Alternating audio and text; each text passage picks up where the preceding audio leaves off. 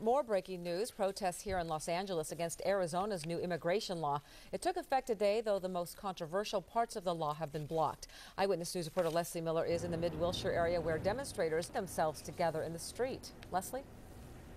Ellen, authorities just cleared the intersection. They just reopened the intersection of Wilshire and Highland about an hour ago after dozens of immigration rights protesters took over the intersection just after 10 o'clock this morning. Now, about a dozen of those demonstrators, they made a circle lying flat on the ground, linking themselves together with chains covered by metal tubing. They chose this area right outside the corporate offices of Wackenhut. That's an international security firm which works with Border Patrol. The protesters say the company benefits from SB 1070 and some portions which took effect today. Police were on the scene. They closed down the busy intersection for hours.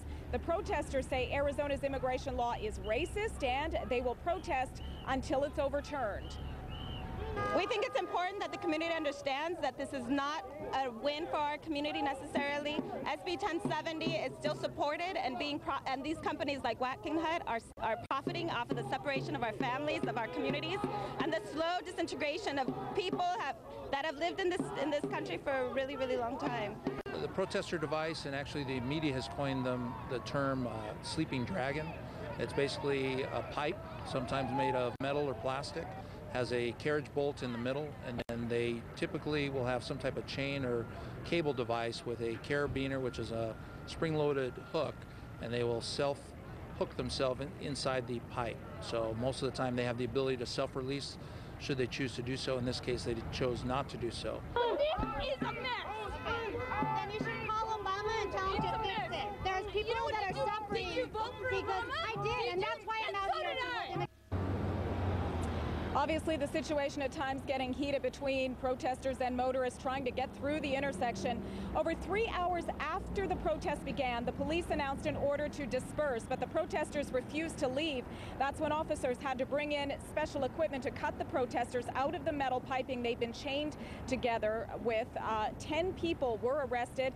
They will be charged with remaining after a lawful order to disperse and resisting arrest. Now, Mayor Antonio Villaraigosa, he is speaking out about these anti-immigration demonstrations or immigration demonstrations. He's saying that while people do have the right to demonstrate, he would like people to do it peacefully, and we will hear more from the mayor coming up today at 5 o'clock. For now, reporting live in the Mid-Wilshire area, Leslie Miller, ABC 7 Eyewitness News. Thank you, Leslie. Meanwhile, the governor of Arizona has filed an appeal to overturn yesterday's ruling that blocked much of the law. Jan Brewer is asking the Ninth Circuit Court in San Francisco to lift the preliminary injunction against parts of the law and to expedite the state's request for appeal. Despite the ban on the law's most contentious provisions, there were protests in Phoenix today. Most were peaceful. However, a few dozen people were arrested after confronting police at one demonstration. And